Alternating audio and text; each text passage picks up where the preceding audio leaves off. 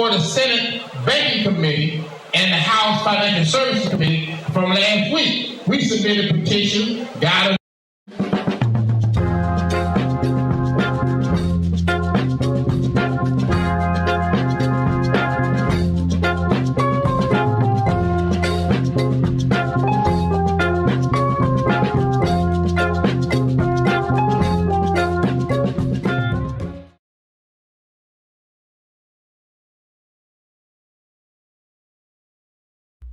First of all, Brother Browder, what would you prefer?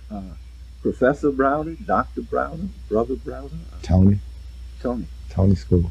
All right, good morning, Tony. How are you? I'm fine, brother. It's a pleasure to be here in your home. It is so beautiful, so comfortable that doing this interview is a sheer pleasure. I'm glad to be here. Thank you. As you know, we're doing this piece on the history of the Black Studies Department. Why and how it came about. What was the need for Black Studies in the beginning anyway? So I'd like to open up with you giving us your insight in terms of why the Black Studies departments came about in the beginning. What was the need for them? Sure. Well, speaking from my personal experiences, growing up in Chicago in the 1960s, and then coming to Washington, D.C. to attend Howard University in the 1970s. I never took any Black Studies classes, none whatsoever. And as a result, after I graduated from Howard, I felt that there was a tremendous void in my understanding of who I was as a person of African ancestry. So after college, my real education began. I began to pursue an interest in Black Studies. And it began first with my going to hear Dr. Ivan Van Sertima when he was in town to promote his new book, They Came Before Columbus. And shortly after meeting Van Sertima, I heard of Dr. Ben for the first time. So meeting those two brothers within 6 months of each other made me aware that there was a wealth of information that had been excluded from my education as a person of African ancestry, even though I had attended predominantly Black schools all of my life. And that prompted me to begin my investigation of who I was as a person of African ancestry. And as I began to gain more knowledge of self and met scholars who were in the forefront of that movement, I became aware of Dr. John Henry Clark and others who were instrumental in the Black Studies movement. And their purposes for initiating that movement were essentially the same of my interest in self-study, and that is the educational institutions that we pay our taxes to have consistently minimized our presence in world history, African history, and American history. So there has been a need for us to learn more about ourselves, and that need has basically come through the work of independent brothers and sisters who saw a void, who understood the power of knowledge of African and African American history and culture, and saw to it that information was available at various levels so that it could fuel not just African children, but all children with a greater awareness and appreciation for the contributions of African people to world history and culture, not just African history or American history and culture.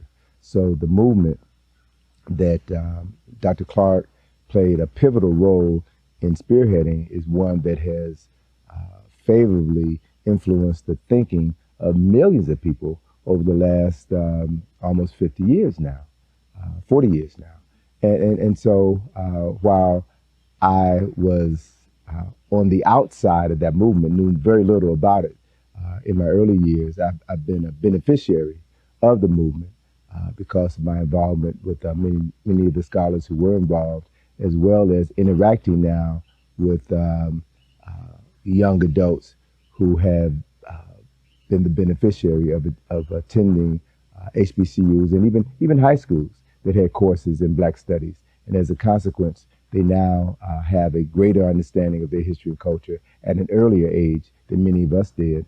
And they're beginning to take this mantle or this matter of responsibility of African history and culture even further because of the transformative power of an introduction to knowledge itself at an early age, how that influenced them. And they are seeing to it that others are also exposed to this information. And it's my goal that that this effort continues.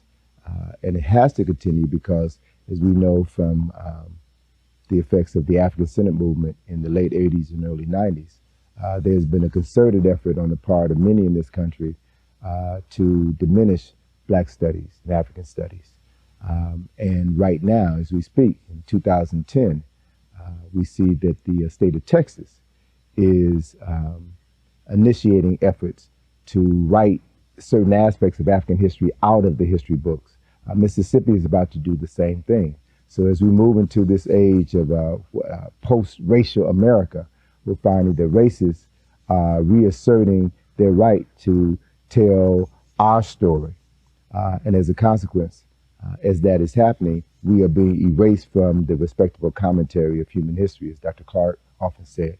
So this battle is far from over, and we have to continue to fight for the basic right to tell our story and to teach our story to all children in the classroom so that we can assume our rightful place in world history. Tony, why is this? Why is the creators of Nile Valley civilization, or African, or Egyptian history, why is that such so contested? Why is this war so hot over who are the creators of Nile Valley civilization? Sure. Well, as Dr. Jeffrey said many years ago, and has repeated on numerous occasions, whoever controls the Nile Valley stands at the head of human accomplishments. Nile Valley civilization, we now know beyond a shadow of a doubt, is the oldest documented civilization on this planet. There have been others who contested whether or not Nile Valley civilization came first or Mesopotamian civilization came first. And that debate is going back and forth over the last century or so. But essentially what I found is that this attempt to assert Mesopotamia ahead of Kemet was an effort that was made to minimize the significance of Nile Valley culture and civilization. But in reality, we know that Mesopotamian culture and civilization was not a true culture in the literal sense of the word. They had cuneiform writing, which is just hash marks that really is not a language, is not a sentence structure, as Medu Neter is. There has been a great deal of excavation in Mesopotamia, but none of those excavations have yielded the quality or the quantity of artifacts that Nile Valley civilization has. So I think the issue can be settled once and for all that Nile Valley civilization is the oldest documented civilization and has the greatest wealth of evidence to validate it as the beginning of culture and civilization. As a matter of fact, in recent years, there has been research done in Upper Kemet to show that Ta Seti is the oldest documented city known to man. And as more archaeologists are doing research, we're finding more and more documents to indicate that the development of culture probably began south of Kemet in what is now modern-day Sudan, and preceded the development of Kemet by hundreds, maybe even thousands of years. So I'm quite certain that as more scholars begin to do excavations south of Kemet, they'll find more evidence to substantiate the southern origins of Kemetic culture and civilization. And so it's another reason why we need to have more culturally grounded scholars who are introduced to this information at an early age so that they can begin to advance the research, become the next generations of Obingas and Diops and Jokanas and Clarks. And I'm very hopeful that within the next 50 years, our understanding of Nile Valley culture and civilization will change dramatically as a result of new excavations that will be undertaken. When we say Nile Valley civilization, what geographical land area are we talking about, and who are we talking about? Well, when we talk about Nile Valley civilization, we're talking about the Nile River is the longest river in the world, flows from south to north, has its origins in Central East Africa, from the tributaries of the White Nile, which comes out at the foot of Mount Kilimanjaro, and the Blue Nile comes out of the Rwenzori Mountains in Ethiopia. So we're talking about a region in Africa that extends over 4,000 miles, and that we know that early man used rivers as a means of navigation. It was the most convenient means of transportation, moving from one part of the land to the other. And since the river flows from south to north, then that migration pattern was from southeastern Africa, Uganda and Kenya, down north through Sudan into Kemet, and also out of Ethiopia into Sudan and into Kemet, and then continued all the way through Kemet or Egypt into the Mediterranean Sea. So it was a natural, a cultural highway, as Dr. Clark used to say. And these, we're talking about indigenous African people who were the first human beings to walk on this planet.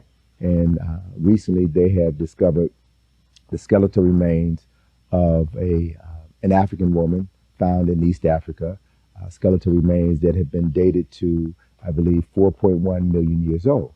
So the oldest skeletal remains that paleontologists are discovering have only been found in Africa. And it seems that each decade or so, they're finding new skeletal remains that pushes back the beginning of humanity by hundreds of thousands, if not millions of years.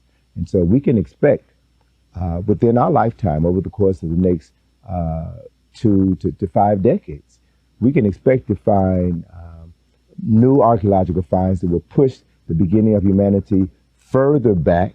And we'll find that those humans, early humans, have only been found in Africa. And I'm of the mindset that we will also find evidence of earlier civilizations, probably still in this Nile Valley region, but earlier civilizations which predate Tarseti and Kemet. So I'm very hopeful that our perception of world history and culture will change dramatically, again, as more people of African ancestry begin to receive the education that gives them the skills to be able to do the research, and hopefully they'll be in a better position to receive funds from African Americans who will help to finance that research, which will guarantee that it will be published. Well, we're talking about Nile Valley civilization, which spans a distance of at least 4,000 miles. Mm-hmm. But when we look at what is now Israel and what they're calling the Middle East, Mesopotamia, and that whole area, would not that have been in ancient times African people as well? Oh, sure. We can say for a fact that prior to the creation of the Suez Canal in the 19th century, that what is now the so-called Middle East and the Saudi Arabia Peninsula was once a part of the continent of Africa. It still is Africa. Despite the creation of the term Middle East, which I understand was created by a British reporter in the early 20th century.